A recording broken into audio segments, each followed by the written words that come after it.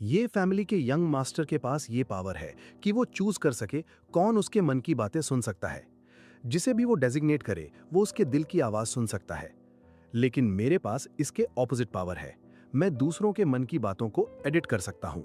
असली ये फैमिली का यंग मास्टर अभी अभी दरवाजे से अंदर आया था। उसने फौरन अपने मन की बातें पूरे फैमिली को ब्रॉडकास्ट कर दी। मैं बहुत ज्यादा नर्वस हूँ। सब इतने शांत क्यों हैं? क्या इन्हें मैं पसंद नहीं? लेकिन मेरे एडिट करने के बाद वो बदलकर वही बन गया जो उसके दिल में असल में चल रहा था। कितने बेवकूफ हैं ये लोग। बाद में एक्टिंग करके इस इम्पोस्टर को फंसाऊंगा, सारा प्यार और अफेक्शन वापस अपने नाम कर लूंगा। माँ ने ये शब्द सुने।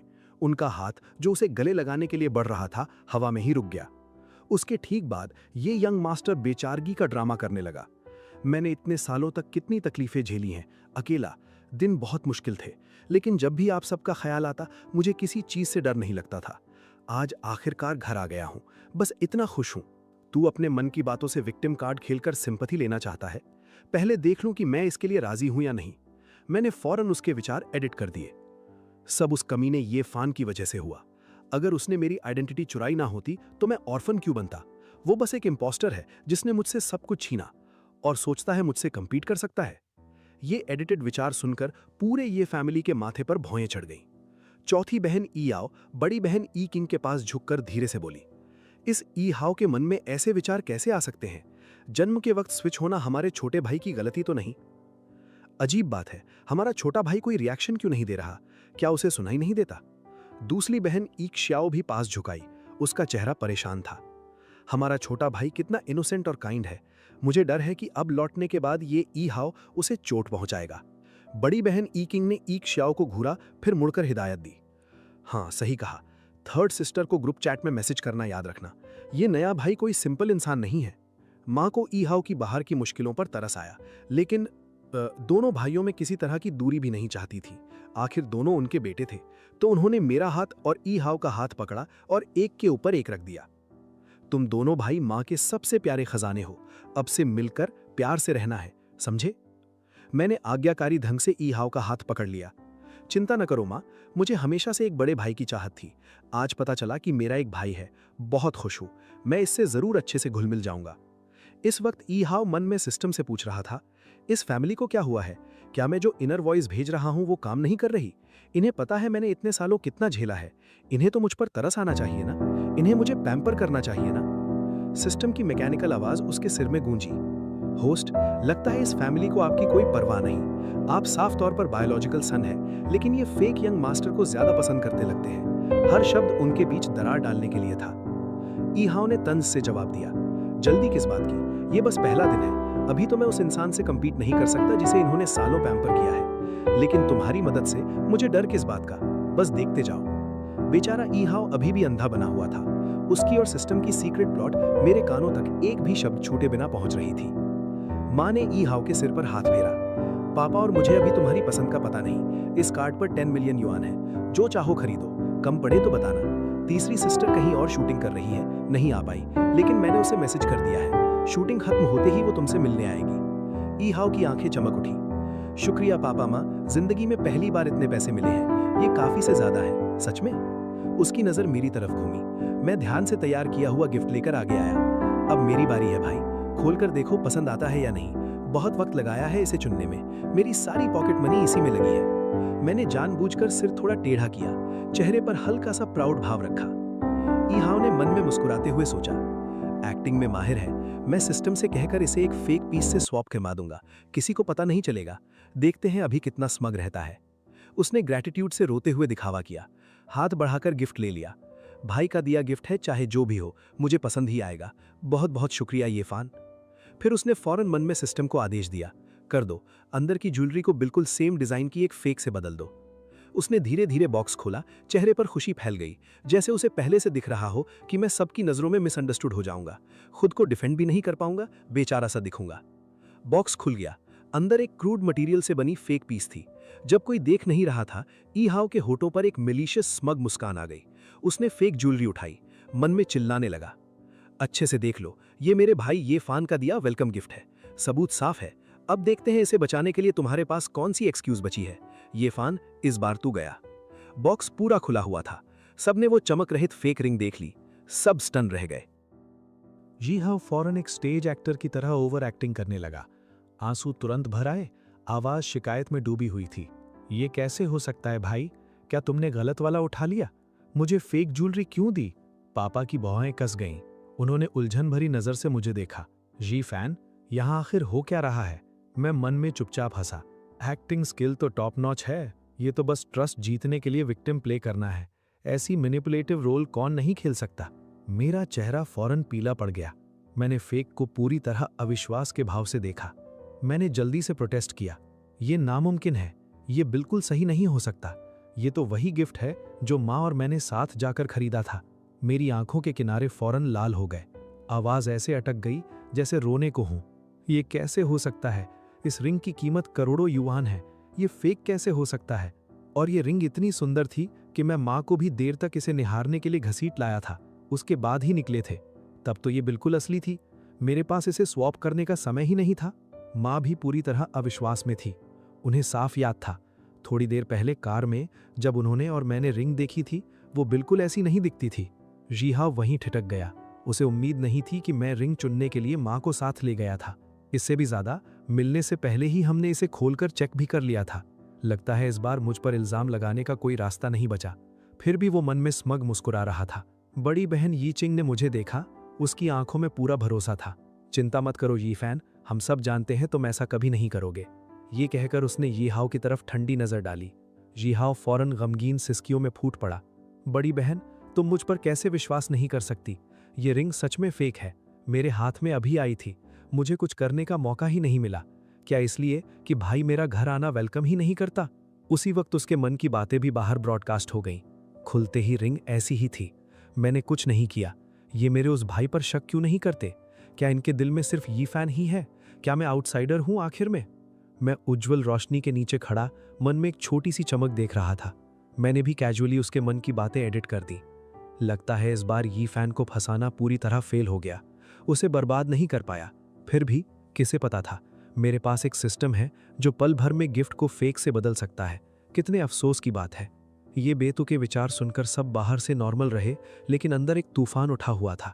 जी फैमिली ने जी हाओ पर बिल्कुल भी तरस नहीं खाया जैसा उसने सोचा था। किसी ने उसे सांत्वना भी नहीं दी। इसके बदले माँ ने सख्त आवाज में कहा, जी फैन कभी ऐसा नहीं करेगा। पूरी फैमिली तुम्हारा घर वापसी वेलकम कर रही है। फिर भी पापा के चेहरे पर डरावना सा अंधेरा छा गया। उन्हें सबसे ज्यादा नफरत थी फैमिली मेंबर्स के आपस में लड़ने और एक दूसरे को फंसाने से। तुमने पहले जो भी झेला हो, अपने भाई पर ऐसी तोहमत नहीं लगाना चाहिए। जीहाओ पूरी तरह सुन्न रह गया। उसे उम्मीद नहीं थी कि उसका इतनी मेहनत से बनाया ड्रामा ना सिर्फ मुझे नुकसान पहुंचाने में फेल होगा, बल्कि उसे ही ऐसी अजीब पोजीशन में डाल देगा। उसे समझ ही नहीं आ रहा था फैमिली उसकी इनर वॉइस के लिए इतनी इनडिफरेंट क्यों थी, जबकि मेरी हर तरह से रक्षा कर रही थी। चाहे गिफ्ट स्वैप मैंने ना किया हो, फिर भी वो तो इनोसेंट ही था ना। उसने तो बस पहले रीजनेबल डाउट जताया था, कुछ ज्यादा कठोर तो नहीं कहा था। और पहली मुलाकात से ही उसके मन की बातें इतनी बेचारगी और समझदारी से भरी क्यों नहीं रही? मैंने मन में चुपके से राहत की सांस ली। शुक्र है मेरे पास मन की बातें एडिट करने की पावर है। इसी वजह से सब जान पाए कि असल में ये गिफ्ट उस सिस्टम नाम की चीज ने यी हाओ के आदेश पर बदला था। नहीं तो चाहे वो मुझ पर कितना भी विश्वास करते, इस गिफ्ट वाली बात को एक्सप्लेन करना बहुत मुश्किल हो जाता। ऐसे कुछ बार और हो जाता तो उनके दिल में शक की जड़ें जरूर बैठ जाती। गिफ्ट वाले तूफान के बाद घर का माहौल थोड़ा डेलिकेट हो गया था। माँ ने माहौल हल्का करने के लिए यी हाओ को उसके नए साफ किए हुए रूम में ले गई। ये घर का सबसे बड़ा रूम था और सबसे अच्छी नेचुरल लाइट भी इसी में आती थी। फैमिली पहले चाहती थी मैं वहां रहूं, लेकिन मैंने जिद करके वो पापा माँ को दे दिया था। हम दोनों एक दूसरे को देते देते वो खाली ही रह गया था। माँ ने यी हाओ से प्यार से कहा, यी हाओ चलो सामान खोलो, 7 बजे डिनर के लिए नीचे आ जाना, ठीक है? ये कहकर उन्होंने धीरे से दरवाजा बंद कर दिया, उसे थोड़ी प्राइवेसी देते हुए। शाम को मेरी पसंदीदा डिशेस से भरी टेबल देखकर मैं उत्साह से यी हाओ को खींचकर अपने बगल में बिठा लिया। यी हाओ चॉपस्टिक्स काटते हुए टेबल को देख रहा था। जब माँ ने ध्यान से उसे कुछ खाना परोसा, सबने उसकी इनर वॉइस सुनी, शुक्रिया माँ, ये मेरी जिंदगी का सबसे बढ़िया मील है। पापा ने एक गहरी सांस ली, बाहर तुमने बहुत झेला है, अब से जो भी खाना चाहो आंटी वांग को बता देना। दूसरी बहन यी श्याओ ने मुझे सिर झुकाए देखा, सोचा शायद मैं पहले हुई बात से नाराज हूं, तो उसने जल्दी से मुझे खाना परोसा। प्यारे छोटे भाई, किस सोच में डूबे हो? ये सब तुम्हारी पसंद की चीजें हैं, चलो खाओ। आज पूरा दिन बिजी रहा होगा, थक गए होगे, सब बहनों को मुझे खाना खिलाने के लिए कम्पीट करते देखकर जी हाओ अपने मन की जलन और दबा नहीं सका। उसने फौरन सिस्टम को ऑर्डर दिया, थॉट ट्रांसमिशन एक्टिवेट करो। क्या तुम बहनों को मैं पसंद नहीं? मैं भी तुम्हारा भाई हूं। सब ये फैन की ही चिंता क्यों करते हैं? मुझे कोई खाना क्यों नहीं परोस रहा? मैंने तंज से आंखें घुमा ली। मैंने कैजुअली उसके विचार एडिट कर दिए। ये खाना तो इतना अच्छा भी नहीं है, इसे इतना क्यों दे रहे हो? क्या ये सुअर है? ये सब कैसे खा पाएगा? ये अचानक का इनफ थॉट सुनकर डिनर टेबल पर एकदम सन्नाटा छा गया। सब यी हाओ को देखने लगे, जिसकी आंखें लाल थीं। वो सिर झुकाए चुप बैठा रहा, एक शब्द नहीं बोला। पापा माँ अब उसकी हॉस्टिलिटी से सहमत नहीं थे, फिर भी उसकी मायूस शक्ल देखकर थोड़े भावुक हो गए। माँ ने बहनों को घूरा, फिर एक एस्परेगस उठाई, कुछ सेकंड मेरे और यी हाओ के बोल के बीच रुकी, आखिर में उसे यी हाओ के बोल में रख दिया। यी हाओ, खाओ। अब से जो खाना हो आंटी वैंग को बताना, वो कुछ भी बना सकती है। हाँ, याद आया, पापा और मैं अगले महीने के आखिर में तुम्हारे लिए एक होम कमिंग पार्टी रखने की सोच रहे हैं। तब सबसे ऑफिशियली तुम्हारी पहचान करवाएंगे। पापा ने मुंह पोंछा, यी हाओ की तरफ देखा। क्या सोचते हो? हाँ बिल्कुल, ये तो बहुत बढ़िया रहेगा। यी हाओ की आवाज एक्साइटमेंट से कांप रही थी। उसे जल्दी थी कि पूरी दुनिया जान ले कि वही ये फैमिली का असली यंग मास्टर है।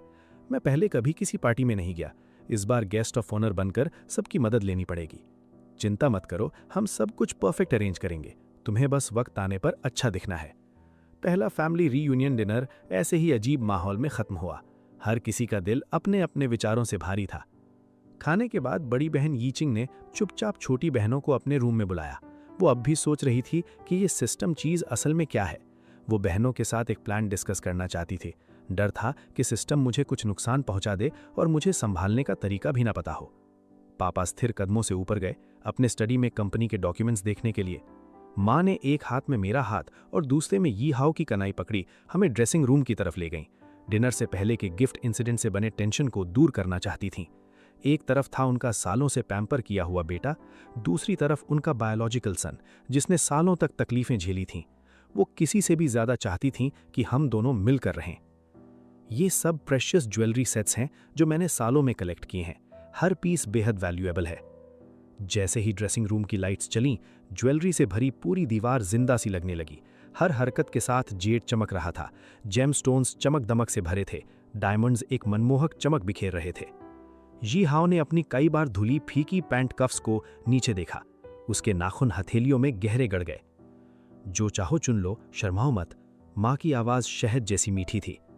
मैं पंजों पर खड़ा हुआ डिस्प्ले में रखी एक सफार कफलिंग्स की जोड़ी की तरफ इशारा किया। माँ, ये एग्जैक्टली वैसी ही दिखती हैं जैसी मूवीज में हाई सोसाइटी वाले पहनते हैं। यी हाओ अचानक बोल पड़ा, मुझे वो चाहिए। मेरे चेहरे की मुस्कान फौरन चम गई। मैं मन में गाली देने से खुद को रोक नहीं पाया। ये क्या बला है? ये फिर से मुझसे कम्पीट करना चाहता है। यी हाओ अचानक हंस पड़ा। माँ, मैं तो बस भाई के साथ मजाक कर रहा था। देख रहा था इसे ये कितनी पसंद है। मुझे तो असल में ये वाला पसंद है। उसने एक एगेट ब्रेसलेट की तरफ इशारा किया। उसने मन में चुपचाप खुद को याद दिलाया, जल्दबाजी नहीं करनी, पेशेंस रखनी है। मैं अपनी कमजोर और समझदार वाली इमेज बर्बाद नहीं कर सकता। बोलने से पहले 7 बार सोचना है। दोनों भाई बातें करते हंसते माँ के ट्रेजर ट्रोव का टूर जारी रखते गए। हमारे बीच रिश्ता नरम होते देख माँ ने आखिरकार राहत की सांस ली। देर रात को यी हाओ अपने अनजाने बेडरूम में सिस्टम के साथ दिन की घटनाएं रिव्यू कर रहा था। अचानक दरवाजे के बाहर कदमों की आवाज आई, फिर मेरी आवाज दीवार के पार गूंजी। भाई, अच्छे से आराम करना, कुछ चाहिए हो तो बता देना। उसने एक पिलो उठाकर दीवार पर फेंक दिया। उसका चेहरा बिगड़ गया। पता नहीं अब वो कौन सी स्कीम सोच रहा था।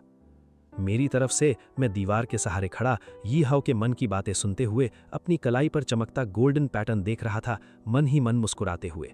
स्वागत है मेरे प्यारे भाई। सुबह की रोशनी पर्दों से होकर लिविंग रूम में फैल गई। मैंने एक लंबी अंगड़ाई ली। लग रहा था जैसे सदियों बाद इतनी जल्दी उठा हूं। शुक्र है आज फ्राइडे है, कल छुट्टी रहेगी। मैंने यी हाओ को देखा जो पास में अपना बैग पैक कर रहा था। मैंने उसे एक सोच समझकर मुस्कुराहट दी। धीमी आवाज में पूछा, भाई सामान पैक हो गया? हमें स्कूल के लिए निकलना है। यी हाओ, आज तुम्हारा नए स्कूल में पहला दिन है। पक्का है तुम्हें हमारे साथ चलने की जरूरत नहीं? माँ ने यी हाओ को चिंता से देखा। यी हाओ ने उन्हें भरोसा दिलाने के लिए मुस्कुराया। चिंता मत करो माँ, मेरा भाई मेरे साथ है। वो मुझे बुली होते देखकर खड़ा नहीं रहेगा, है ना? चलो कार में बैठो, मैं ऊपर जाकर 4th सिस्टर को कुछ देकर आता हूं। मैंने यी हाओ की पीठ को जाते देखा। मेरे होठों पर एक ठंडी मुस्कान आ गई। मेरी पिछली जिंदगी में वो फ़ोन मैसेजेस जिनके बारे में मुझे बिल्कुल कुछ नहीं पता था, पीछे देखने पर लगता है उसमें सिस्टम का ही हाथ था।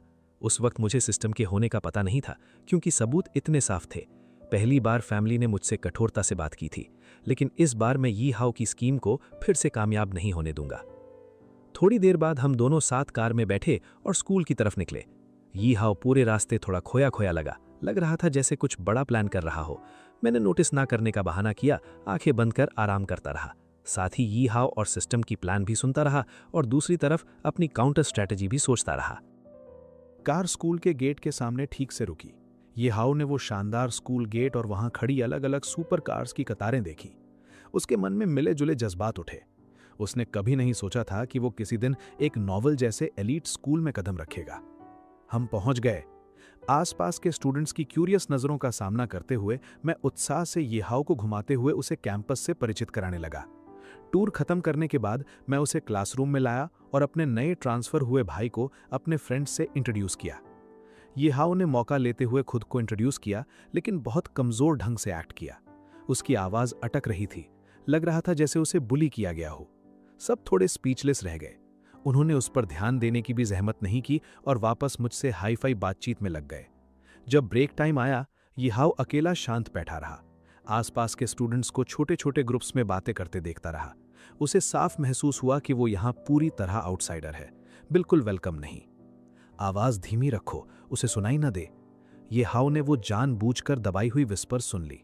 उसने अपना होठ्स जोर से काटा। उसे पूरी तरह पता था वो लोग उसी के बारे में बात कर रहे थे। क्लास की बेल बजने तक उसने चुपचाप अपनी नोटबुक निकाली जिसमें मेरे खिलाफ मिलिशियस एरोज बने थे, और उसे अपने डेस्क ड्रॉर के सबसे पीछे ठूस दिया। ट्रिंग ट्रिंग ट्रिंग, फाइनल बेल अभी बजी थी। मैं पहले से ही अपने डेस्क पर शांति से बैठा अपने भाई यी हाउ के मेरे पास आने का इंतजार कर रहा था। यी हाउ मेरे पास आया। छोटे भाई, तुम घर निकल जाओ, मुझे कुछ काम निपटाने हैं। मुझे थोड़ी देर और क्लास में रहना होगा। मैं थोड़ी देर बाद खुद ही घर आ जाऊंगा। जैसा सोचा था, बेल बजते ही उसे अपना प्लान एग्जीक्यूट करने की जल्दी पड़ गई थी। ठीक है, जल्दी निपटा लो ताकि जल्दी घर आ सको, नहीं तो घर में सब तुम्हारी चिंता करेंगे। मैंने अपना बैग पैक किया और खड़ा हो गया, फिर कैजुअली मुड़कर दरवाजे की तरफ चल पड़ा, पहले घर निकलने को तैयार। क्लासरूम के अंदर ये हाउस सबके जाने का इंतजार करता रहा। फिर वॉशरूम में छुपकर सिस्टम के बनाए हुए एक सोशल मीडिया अकाउंट से मेरे नाम पर क्लास ग्रुप को मैसेज भेजने लगा। उसने मेरी टोन कॉपी की, ग्रुप से कहा थोड़ी देर में अपने आप क्लासरूम में लॉक हो जाएं। उसने सिस्टम से मेरी आवाज़ भी क्लोन करवाई और एक वॉइस रिकॉर्डिंग भेजी जो खास तौर पर खुद को बदनाम करने के लिए बनाई गई थी। सिस्टम का काम पूरा होते ही चैट इंटरफेस धीरे धीरे फेड हो गया। उसके होठों पर एक स्मग मुस्कान आ गई। अब मेरे पास तुम्हारी अपनी आवाज़ में ये रिकॉर्डिंग है, देखता हूं इस बार कैसे बच निकलते हो। ये हाउ प्लान के मुताबिक क्लासरूम में वापस आ गया, चुपचाप अपने जाल के काम करने का इंतजार करता रहा। मेरी तरफ से मैं इत्मीनान से कार लेकर घर गया। मैंने अपनी फोर्थ सिस्टर ये याओ को लिविंग रूम में गेम खेलते देखा।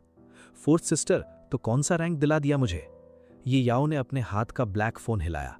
चिंता मत करो, तुमने आज सुबह फोन दिया था तभी से तुम्हारे लिए रैंक ग्राइंड कर रही हूँ। हर मैच में पूरी टीम को कैरी किया है। ये फैन, तुम्हारा बड़ा भाई कहाँ है? तुम्हारे साथ घर नहीं आया? माँ पास बैठी थी, दरवाजे की तरफ देखा। उसने कहा उसे कुछ काम है, इसलिए मुझे पहले घर आने को कहा। मैंने कहा सीढ़ियां चढ़ते हुए, फोर्थ सिस्टर, मैं ऊपर जाकर कपड़े बदल रहा हूं। तुम जब ये मैच खत्म कर लो उसे मेरे लिए मैसेज कर देना, पूछ लेना कितनी देर में वापस आएगा। मैं अभी मेन बेस अटैक कर रही हूं, ऑलमोस्ट डन। ये याओ ने नरमी से जवाब दिया, विक्ट्री की आवाज के साथ। ये याओ ने मैच खत्म किया। ये हाउ को मैसेज भेजने की सोच रही थी। अचानक उसने स्क्रीन पर एक मैसेज पॉप होते देखा। ये फैन, मैंने तुम्हारे लिए क्लासरूम का दरवाजा लॉक कर दिया है। गारंटी है तुम्हारा भाई बाहर नहीं निकल सकता। ये याओ ने भौवें सिकोड़ी उस चैट हिस्ट्री खोलकर देखा। ये देखकर वो जम गई। उसने फोन कसकर पकड़ लिया। उसकी भौवें गहरी हो गईं। ये फोन आज पूरे दिन उसी के हाथ में था। चैट हिस्ट्री के टाइम के हिसाब से ये एग्जैक्टली तब का था जब वो गेम खेल रही थी। तो आखिर ये मैसेजेस किसने भेजे? ये याओ का दिल शक से भर गया। इस चैट कंटेंट को देखकर साफ है कि कोई फैन को फंसाना चाहता है। शुक्र है लंगस्ट ने आज सुबह मेरा फोन मुझे दे दिया, वरना वो फंस जाता, कोई एक्सप्लेन करने का रास्ता नहीं बचता। वो तो सबसे अच्छे से घुल मिल जाता है, उसने किसी से कभी झगड़ा नहीं किया। नहीं, ये बात सही नहीं है। अभी ये हाउ भी है। ये हाउ का कल का मन के विचार सबसे छोटे के लिए नफरत से भरे थे। ये याओ को शक होने लगा। थोड़ा सोचने के बाद सबसे ज्यादा शक तो ये हाउ पर ही जाता है। क्या इसने खुद ये सब अरेंज किया? इसी वजह से इसने सबसे छोटे को पहले घर भेजा। ये स्कीम बहुत ही चालाकी भरी है, तरीका भी बेहद क्रूर है। मैंने कपड़े बदलकर नीचे आया। मैंने अपनी फोर्थ सिस्टर को फोन को खाली नजरों से देखा। लगता है उसे कुछ समझ में आ गया था। फोर्थ सिस्टर, मेरे भाई ने क्या कहा? वापस आ गया? ये याओ ने फोन मेरी तरफ बढ़ाया। सुनो छोटे भाई, तुम्हें ये देखना चाहिए। मैंने फोन लिया और मैसेजेस वैसे ही देखे जैसे मेरी पिछली जिंदगी में थे। मैं मन में मुस्कुराया, फिर अपना एक्ट शुरू किया। फोर्थ सिस्टर, मेरा फोन आज पूरे दिन तुम्हारे पास था। तुम्हें मेरे भाई से इतनी नफरत क्यों है? तुमने मेरा रूप लेकर क्लास ग्रुप को उसे लॉक करने को क्यों कहा? कितनी क्रूर हो तुम। ये क्या है ये आओ? माँ पास बैठी थी, सदमे से चिल्लाई। वो आगे आई, ये याओ का कान खींचने वाली थी। मैंने जल्दी से फोर्थ सिस्टर को खींच लिया। हमें अभी भाई को बचाने जाना है। ये मैं नहीं थी, सच में मैं नहीं थी। मैंने ऐसा कुछ बिल्कुल नहीं किया। चाहे मुझे वो पसंद ना हो, फिर भी वो मेरा बायोलॉजिकल भाई है। मैं उसे कैसे नुकसान पहुंचा सकती हूं? येआओ फौरन जोर से प्रोटेस्ट करने लगी। स्कूल जाते कार में येआओ ने पापा को सब समझाने की कोशिश की। उसने चैट हिस्ट्री में रखे वॉइस मैसेजेस चलाए। उसमें उसने अपनी ही आवाज सुनी। तब जाकर मैंने उस पर विश्वास करने का बहाना किया। जब मैं अपनी फोर्थ सिस्टर को उस जगह पर ले गया, येआओ क्लासरूम के अंदर लॉक्ड था। वो मदद के लिए चिल्ला रहा था। उसकी आवाज कांप रही थी, साफ डरा हुआ लग रहा था। येआओ ने अपने छोटे भाई के परेशान चेहरे को देखा। उसका दिल उसके लिए दुखा। उसे क्लासरूम से आती मदद की आवाजों पर भी शक हुआ। उसने आगे बढ़कर दरवाजा लात मारकर खोला। दरवाजा खुलते ही येआओ भागते हुए बाहर निकला। उसका चेहरा पीला था। ऐसा दिख रहा था जैसे किसी नाइटमेयर से बचकर निकला हो। छोटे भाई, तुमने मेरे साथ ऐसा क्यों किया? आखिर मुझसे क्या गलती हुई? ये मैं नहीं था, सच में मैंने नहीं किया। मुझे खुद नहीं पता ये कैसे हुआ। मैं स्कूल के बाद सीधा घर गया था।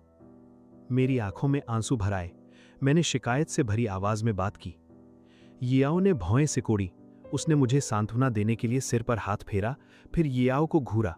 उसकी नजर शक से और गहरी होती गई। येआओ, इतना उत्तेजित मत हो, घर जाकर बात करते हैं। जैसे ही हम पहुंचे, पूरी फैमिली विला के सामने इंतजार कर रही थी। मां ने गहरी चिंता से येआओ को देखा। येआओ, तुम ठीक हो? कहीं चोट तो नहीं लगी मेरे बच्चे? येआओ मां की बाहों में गिर पड़ा, आंसू बहाते हुए रोने और शिकायत करने लगा। मैंने सब सुना। दरवाजा लॉक करने वाला ये फान को वॉइस मैसेजेस भेज रहा था। दोनों जरूर एक दूसरे को मैसेज कर रहे थे। उसने ये फान का नाम पुकारा। उसने ये फान की आवाज भी सुनी। येआओ ने उसे घूरा, लेकिन ये फान का फोन आज मेरे ही पास था। उसने आज सुबह ही मुझे फोन दिया था। उसने मुझे उसका गेम रैंक ग्राइंड करने को कहा था। उसे फोन छूने का मौका ही नहीं मिला। मां को भी ये बात साफ थी। सही बात है, येआओ, आज तुम्हारी फोर्थ सिस्टर के पास ही फोन था। वही पहली थी जिसने वो मैसेजेस देखे और फिर ये फान के साथ स्कूल जाकर तुम्हें लाने गई। तुमने सच में ये फान पर गलत इल्जाम लगाया। ये फान ने ये नहीं किया। येआओ एक पल के लिए जम गया, फिर जल्दी से एक्सप्लेन करने की कोशिश की। मैंने उसकी आवाज साफ सुनी थी। उसने जरूर कोई और फोन यूज किया होगा मैसेजेस भेजने के लिए। बड़े भाई, सच में मैंने नहीं किया। इस वक्त मैंने अपनी फोर्थ सिस्टर से फोन निकालकर सोशल मीडिया ऐप खोलने को कहा। सब देखो, ये अकाउंट एक बार भी लॉग आउट नहीं हुआ। मैं कैसे दूसरे फोन से मैसेज भेज सकता था? मैंने एक इनोसेंट एक्सप्रेशन के साथ एक्सप्लेन किया। फिर बड़ी बहन यीचिंग ने ठंडे ढंग से कहा, बिल्कुल सही। अगर किसी और डिवाइस से लॉगिन होता तो इस फोन का अकाउंट अपने आप लॉग आउट हो जाता। येआओ फोन को घूरता रहा। उसका चेहरा फौरन भूत जैसा पीला हो गया। उसे उम्मीद नहीं थी कि मैंने पहले से ही सब इतनी अच्छी तरह अरेंज कर रखा था। ये सही नहीं है। ये फान को पहले से उसकी प्लान पता ही नहीं हो सकती। क्या ये फान की किस्मत सच में इतनी डरावनी है? उसने शांत रहने की कोशिश की और एक्सक्यूजेस बनाते रहा। उसने जरूर जानबूझकर मुझे फंसाया है। वो मुझसे नफरत करता है। वो मुझे तकलीफ पहुंचाना चाहता है। पापा का चेहरा काफी गहरा हो गया। उन्हें सबसे ज्यादा नफरत फैमिली के भाई बहनों के आपस में लड़ने और एक दूसरे को फंसाने से थी। ये आओ, जो कह रहे हो उसका सबूत होना चाहिए। बेबुनियाद इल्जाम मत लगाओ ये फान पर। तुम्हें घर आए ज्यादा वक्त नहीं हुआ है और ये फान के साथ कोई बड़ा झगड़ा भी नहीं हुआ है। उसने हमेशा तुम्हारा स्वागत किया है। वो तुम्हें नुकसान कैसे पहुंचाना चाहेगा? ये आओ एक पल के लिए स्पीचलेस हो गया। उसे समझ नहीं आया क्या जवाब दे। पिछले गिफ्ट इंसिडेंट की वजह से सब उसे शक की नजरों से देख रहे थे। मैंने बहुत दुखी होने का दिखावा किया। भाई, मुझे सच में समझ नहीं आता तुम ऐसी बातें क्यों कह रहे हो। तुम मेरे भाई हो। आखिर मैंने तुम्हारे साथ बुरा करने की सोच ही कभी नहीं की। तुम मेरे भाई नहीं हो, तुम तो बस एक। जैसे ही वो आगे बोलने को था, पापा ने फौरन उसे बीच में रोक दिया। ये आओ। पापा ने एक थका हुआ सांस ले छोड़ा, फिर ये आओ की तरफ मुड़े। उम्मीद है तुम शांत होकर सब कुछ ध्यान से सोचोगे। अब से अपने भाई को टारगेट करना बंद करो, वो सच में तुम्हारी बहुत केयर करता है। यीहाओ ने अपना होठ कसकर काटा। उसकी आंखों में नफरत की एक चिंगारी चमक उठी। किस आधार कर? मैंने तो सब कुछ परफेक्टली अरेंज किया था। यीयान का मैसेजिंग ऐप भी सिस्टम के इंटरफेयर करने वाली चीज थी। ये उसकी वॉइस भी मिमिक कर सकता था, और फिर भी उसके अजीब किस्मत के सामने बुरी तरह फेल हो गया। जितना वो सोचता उतना ही रिजेंटफुल महसूस करता। ये देखकर सिस्टम ने जल्दी से यीयान को कंफर्ट करने के लिए बोला, कोई बात नहीं, अगर इस बार सफल नहीं हुआ, हमारे पास अभी और भी कई अपॉर्चुनिटीज हैं। सही बात है, फर्क नहीं पड़ता अगर इस बार फेल हुआ, मेरे पास तीसरी बार है, तीसरी बार और भी कई बार। सक्सेस एक दिन जरूर मिलेगी। जब तक कोई बिलीव करता है, जब तक लोगों का उसके बारे में अच्छा इंप्रेशन नहीं रहेगा, तब फ्यूचर में सब कुछ बहुत आसान हो जाएगा। भले ही इस बार ये फैन को फ्रेम नहीं कर सका, इस मौके का फायदा उठाकर एक एक्ट कर सकता हूं।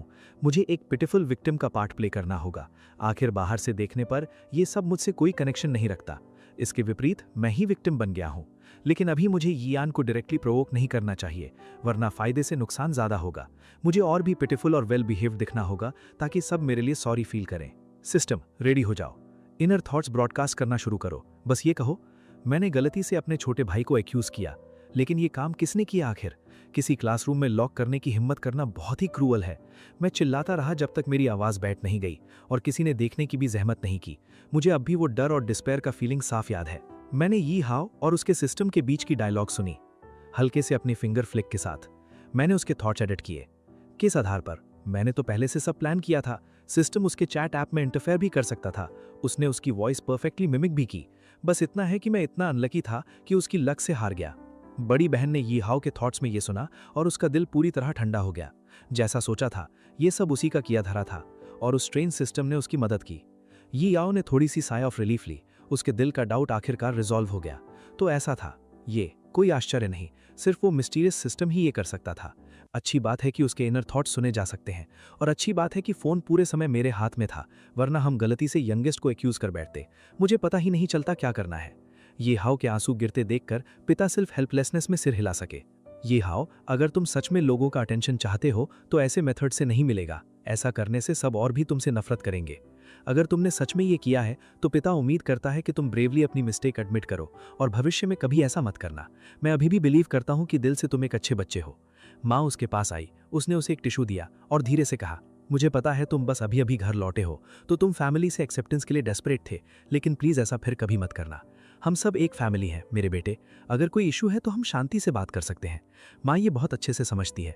ये बेटा बचपन से घर से दूर बड़ा हुआ है, तो किसी ने उसे लोगों के साथ बिहेव करना नहीं सिखाया। इसलिए फैमिली को पेशेंटली उसे गाइड और इंस्ट्रक्ट करना होगा। जब तक ये हाउ उसकी अल्टीमेट लाइन क्रॉस नहीं करता, वो इस बच्चे को लव और टॉलरेट करती रहेगी। मेरे लिए उसने हमेशा मुझे एक प्रेशियस ट्रेजर की तरह पैम्पर किया है। जहां तक यीहाओ की बात है, वो ज्यादा गिल्ट और पिटी महसूस करती है।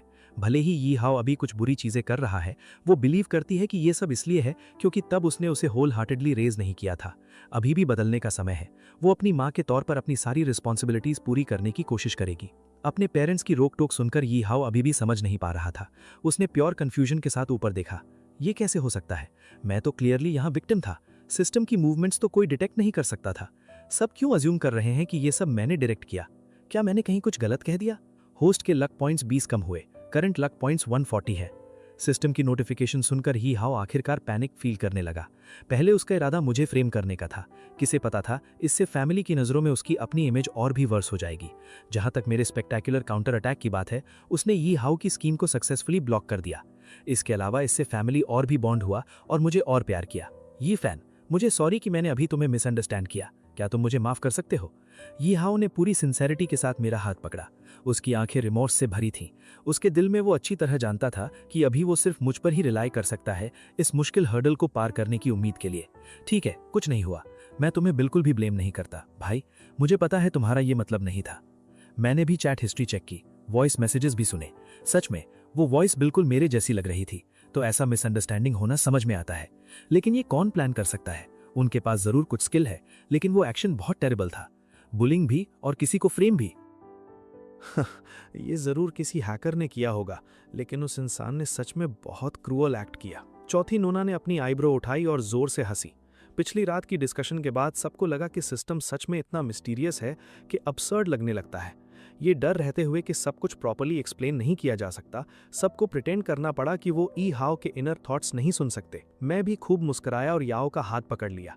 अच्छी बात है कि मैंने आज फोन तुम्हें दिया था नूना, तुम सच में मेरी लकी स्टार हो। वो इंसान बहुत स्किल्ड था, अगर तुमने मदद नहीं की होती तो मैं आज जरूर खत्म हो जाता। मैं तो नेचुरली यंग मास्टर की सेवा करने के लिए बहुत विलिंग हूँ, मेरे प्यारे यंग मास्टर। याओ ने धीरे से मेरा हाथ पकड़ा और बड़ी एलिगेंस से झुक गई। ई चिंग अपने 2 सिबलिंग्स को मजाक करते देख रही थी। उसकी आंखें एनवी से भरी थी। याओ, बेवकूफी बंद करो, ये फैन, डरो मत, बड़ी बहन उस मैसेजिंग मैटर को प्रॉपर्ली सेटल कर देगी। वो सब सोचते हैं मैं याओ के दिमाग में जो है वो नहीं सुन सकता, तो उन्हें पता ही नहीं कि ये सब असल में ई हाओ का किया धरा था। सब ने मिलकर मुझे कंफर्ट करना शुरू किया, जबकि ई हाओ सबको मेरे अराउंड इकट्ठा होकर केयर करते देखकर अपने दिल में रिजेंटमेंट फील करने लगा।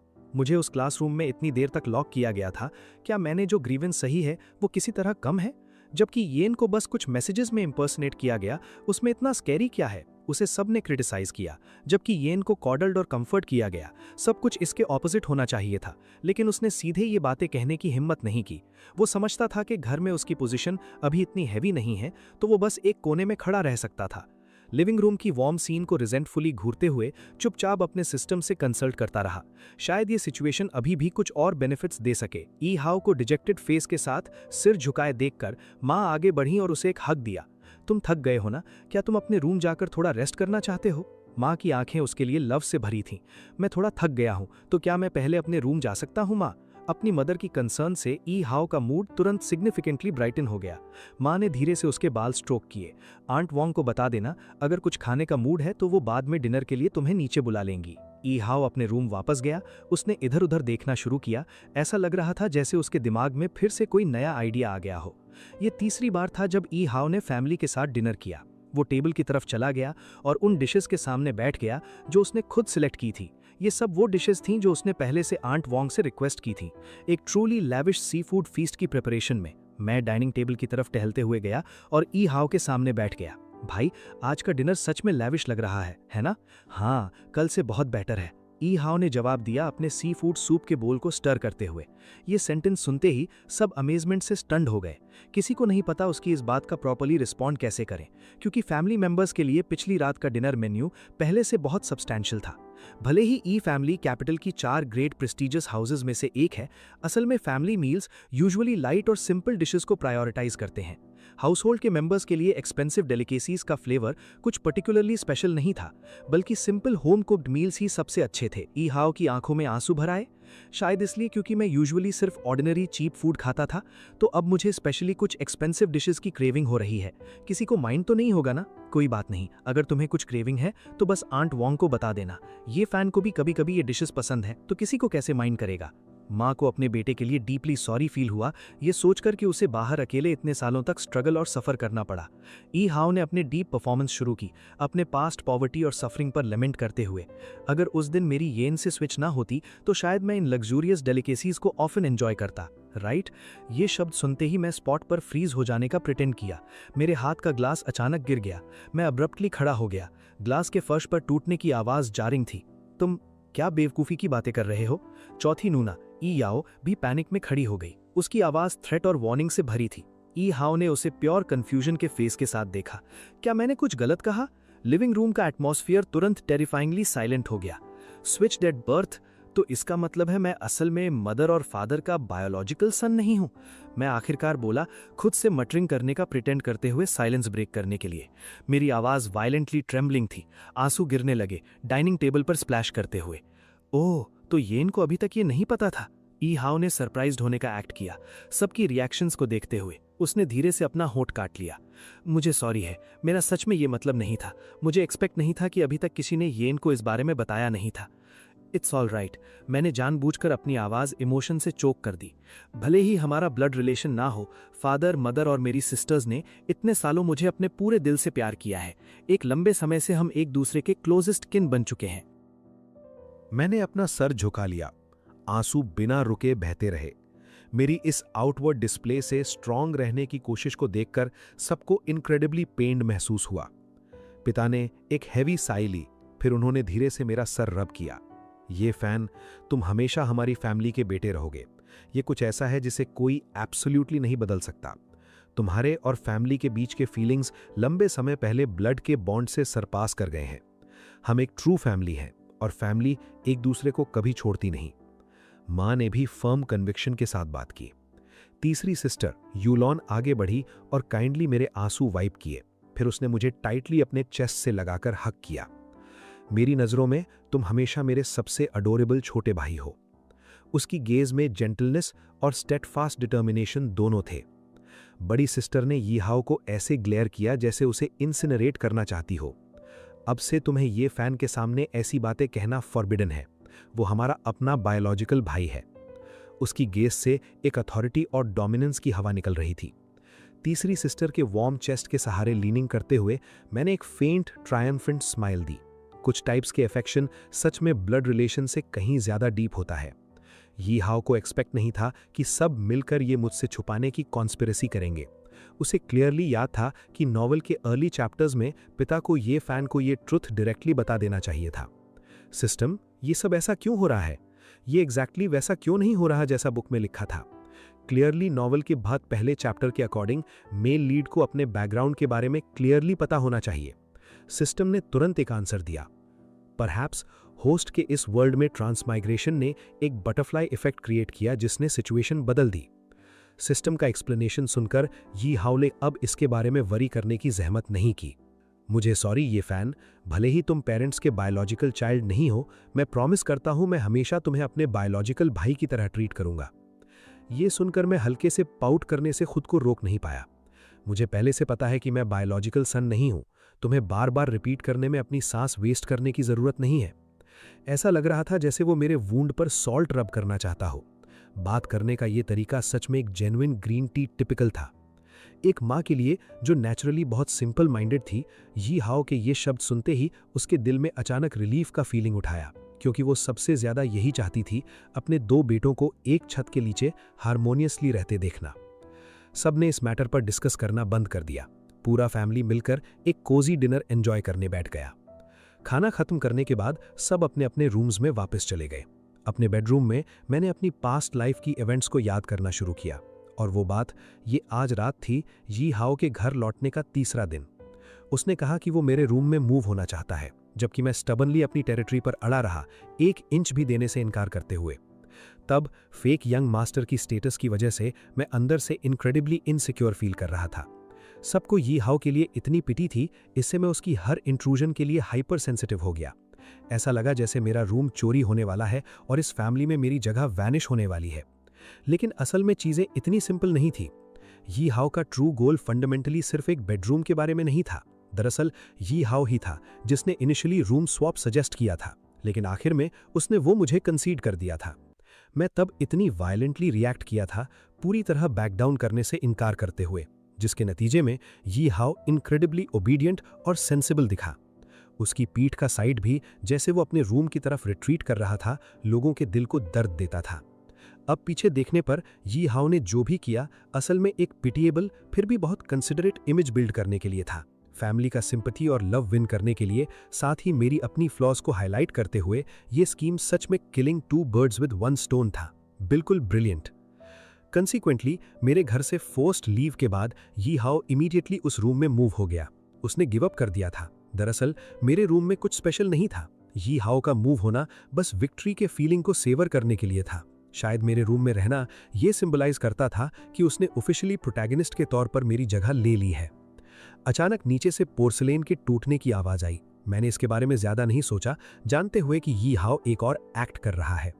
मैंने अपना टेडी बेयर पकड़ा और अपने रूम से बाहर निकला। मैंने सबको स्टेयर्स के टॉप पर खड़े देखा। उनकी आंखें यीहाओ पर फिक्स्ड थीं, जो ऊपर आने वाला था। वो फ्लोर पर ग्लास के शार्ड्स के बीच क्राउचिंग था। उसकी आंखें रेड रिम्ड थीं, अपने आंसुओं के बीच अपोलोजाइज करते हुए। मुझे सॉरी, मैंने सबको डिस्टर्ब किया। मैं सिर्फ माँ के लिए एक कप ऑफ टी बनाना चाहता था, लेकिन एक्सीडेंटली गिर गया। उम्मीद है मैंने आप सबको वेकअप नहीं किया। माँ जल्दी आई, झुककर उसे उठाने में हेल्प की। हम तो सोए भी नहीं थे, ये कोई ट्रबल नहीं है। क्या तुम्हें चोट लगी? केयरफुल रहना, पोर्सलेन शार्ड्स आसानी से कट कर सकते हैं। माँ को लगा ये बेटा सच में काइंड हार्टेड और इनक्रेडिबली थॉटफुल है। अगर सब ठीक है तो मैं पहले जाती हूँ। चौथी सिस्टर ये आओ पिता और माँ की तरफ एक नज़र चुराई, फिर जल्दी से अपने रूम वापस चली गई। उसे ये आओ के साथ क्या हुआ इससे कोई फर्क नहीं पड़ता था। उसे सिर्फ इस बात की चिंता थी कि वो जो भी कर रही थी उसमें पकड़ी ना जाए। माँ ने धीरे से ये आओ का हाथ पकड़ा। कैसे? माँ तुम्हें तुम्हारे रूम ले जाती है। माँ को कहते सुना कि वो उसे उसके रूम ले जाना चाहती है। ये आओ की इमोशंस जो अभी अभी शांत हुई थी फिर से उभरने लगी। सब डिस्पर्स होने ही वाले थे जब अचानक उन्होंने ये आओ को फिर सॉब करते सुना। तुम फिर क्यों रो रहे हो? माँ की आवाज हार्ट से भरी थी, उसके आंसू वाइप करते हुए। ये आहो ने सॉब करते हुए ऊपर देखा। असल में मुझे बिल्कुल नींद नहीं आती। मैं पूरी रात बेड में टॉसिंग और टर्निंग करता रहा। मैं सुबह 4 या 5 बजे ही अपनी आंखें बंद कर पाया। और फिनिश में मैं सीलिंग की क्रैक्स देखकर स्टार्स काउंट करता था सो जाने के लिए। वो अचानक मुड़ा, उसकी आंखें मुझ पर लॉक हो गई। छोटे भाई, क्या हम रूम सॉप कर सकते हैं? मुझे याद है तुम्हारे रूम में एक स्टारी नाइट सीलिंग है। सिस्टर्स तुरंत फ्राउन करने लगी, सोचते हुए कि अब वो कौन सा गेम खेल रहा है। उसने फिर स्निफिल किया, उसकी आवाज़ चोकिंग अप हो रही थी। मुझे सॉरी है ये फैन, ये मेरी गलती है। मुझे स्टारी सीलिंग वाले रूम पर इंसिस्ट नहीं करना चाहिए था, लेकिन मैं सच में नए रूम में पीसफुली स्लीप नहीं कर पाता। और फिनिश में अपने सालों के दौरान मुझे स्टार्स के साथ सोने की आदत हो गई थी। मैं जानबूझकर तुम्हारा रूम लेने की कोशिश नहीं कर रहा, मुझे बस डर है कि अच्छी तरह रेस्ट ना करने से सबको ट्रबल होगी। ये कहने के बाद उसने मुझे एक इनक्रेडिबली पिटीफुल फेस के साथ देखा। उसकी आंखें एंटिसिपेशन से भरी थीं। माँ की आंखें तुरंत रेड हो गईं। ऑर्फनेज में उसके दिन कितने डिफिकल्ट रहे होंगे। माँ को ये आहो के लिए पिटी फील हुई, लेकिन मुझे मूव आउट करवाने में भी रिलक्टेंट थी। क्यों ना तुम कुछ दिनों के लिए यान के साथ ही सो जाओ। हम तुरंत एक आर्किटेक्ट ढूंढेंगे तुम्हारे रूम में जल्दी से स्टारी सीलिंग इंस्टॉल करने के लिए। लेकिन मुझे डर है कि इससे मेरे छोटे भाई को डिस्टर्ब होगा, उसे अकेले सोने की आदत होगी। उसने ये कहते हुए मुझे एक प्रोवोकेटिव स्माइल दी। मैंने तुरंत उसकी इंटेंशंस देख ली। वो बस मुझे डेलिबरेटली प्रोवोक करना चाहता था। फेक यंग मास्टर के तौर पर अभी अभी एक्सपोज होने के बाद ये वो वक्त था जब मेरा दिल सबसे सेंसिटिव और वल्नरेबल था। मुझे याद है मेरी पास्ट लाइफ में ये मेरा ओवर रिएक्शन था जिसने उसके ड्रामा को मैसिव सक्सेस दिलाया और सबको उसके लिए सिंपैथी देने पर फूल कर दिया। मैं बस बहुत ग्रीडी हो रहा हूँ। बड़े होते समय मेरे पास डिसेंट बेड भी नहीं था। मैं अब भी नॉर्मली सो सकता हूँ। अगर मेरा छोटा भाई अग्री नहीं करता तो स्वैप करने की ज़रूरत नहीं है। मैं बस कुछ रातें अवेक रहूँगा जब तक मुझे आदत नहीं हो जाती। छोटे भाई, प्लीज़ मुझसे नाराज़ मत होना। उसने अपनी आंखें हाथ से ढक लीं, उसके शोल्डर्स हल्के से ट्रेम्बलिंग। मैं बस सच में कंफर्टेबली रेस्ट करना चाहता था ताकि मैं इस फैमिली में जल्दी इंटीग्रेट हो सकूं। स्वैप करने की रियली कोई ज़रूरत नहीं है, मैं अपने आप अडेप्ट कर लूँगा। मेरी पास्ट लाइफ में मैंने सोचा था कि मैंने अपना रूम रख लिया, लेकिन असल में मैं बस ये हो कि नाक से लेड हो रहा था। लेकिन अब सिचुएशन डिफरेंट है। मैं हूं जो रीबॉर्न हुआ हूं। मैं तुरंत एक ब्राइट स्माइल में टूट पड़ा। मेरा बड़ा भाई आखिरकार इतनी हार्डशिप के बाद घर लौटा है। मैं नहीं चाहता उसकी रात की रेस्ट पुअर रहे। ये कहते हुए मैंने जानबूझकर अपनी आंखों में आंसू भर लिए। भले ही मैं इस रूम से बहुत अटैच्ड हूँ, अपने भाई के लिए मैं इसे देने को विलिंग हूँ। अगर तुम्हें पसंद है तो चलो आज रात ही रूम स्वैप कर ले। इस तरह तुम्हें एक अच्छी रात की स्लीप मिल सकती है। मैंने अपनी आंखें नीचे कर लीं, मेरी आईलैशेस हल्के से ट्रेम्बलिंग। वैसे भी अगर हम बर्थ के समय स्विच नहीं हुए थे तो ये रूम शुरू से मेरे भाई का होता। ये अहो वहीं स्टंट रह गया। उसकी आंखों में प्योर शॉक का लुक था। उसे एक्सपेक्ट नहीं था कि मैं प्रोएक्टिवली उसे ये रूम ऑफर करूंगा। सिस्टम, क्या ये फैन का कैरेक्टर सेटिंग ब्रोकन है? क्या उसे लिटिल सनशाइन टाइप नहीं होना चाहिए? वो अब इतना कैलकुलेटिंग और कनिंग क्यों लग रहा है? इसके अलावा बुक में वो पैम्पर्ड और बहुत एरोगेंट और एक्सट्रीमली पोजेसिव था। लॉजिकली स्पीकिंग उसके लिए अपना रूम इतनी विलिंगली छोड़ना इम्पॉसिबल होना चाहिए। सिस्टम भी स्पीचलेस रह गया। होस्ट, तुम क्यों ओरिजिनल प्लॉट से इतना क्लिंग कर रहे हो? ये अब एक रियल वर्ल्ड है। जिस मोमेंट तुम यहाँ ट्रांसमाइग्रेट हुए सब कुछ एक वेरिएबल बन सकता है। माँ हार्ट ब्रोकनली मुझे एक हग में खींच ली। ऐसी सिली बातें मत कहो। तुम इस घर में मेरे डार्लिंग बेटे हो। तुम्हें जो रूम चाहो उसमें रह सकते हो। बड़ी सिस्टर आगे बढ़ी और धीरे से मेरी फोरहेड फ्लिक की। क्या मैंने तुम्हें पहले नहीं बताया था? वो स्विचिंग मिस्टेक फिर कभी मेंशन मत करना, एक शब्द भी नहीं, समझे? इसी बीच तीसरी सिस्टर पास खड़ी मेरे याहू को रूम ऑफर करने के बाद से डीप थॉट में थी। उसे लगा जैसे उसने कुछ रियलाइज किया है। ऐसा लग रहा था कि उसने कुछ कैच ऑन किया है और बस इतना ही। सबने एंथुजियास्टिकली मेरी चीजें पैक करने में मेरी हेल्प की रूम स्वैप करने के लिए। ये याहू की बिलोंगिंग्स पिटिफुली कम थी। वो सिर्फ कुछ मिनट्स में पैकिंग खत्म कर चुका था। सिस्टर्स को मेरे लिए नया रूम प्रिपेयर करने की डिस्कशन सुनकर उसका दिल एडमिरेशन और एनवी से भर गया। बड़े सॉफ्ट बेड पर लेटे हुए अपने ऊपर की ब्रिलियंट स्टारी स्काई को देखते हुए उसके मुंह के कॉर्नर्स एक स्मग स्माइल में कर्ल हो गए। उसने क्वाइटली खुद को कंसोल किया। कोई बात नहीं, सब कुछ बस शुरू हो रहा है। जो चीजें मेरी हैं मैं एक एक करके उन्हें वापस ले लूंगा देर सवेर।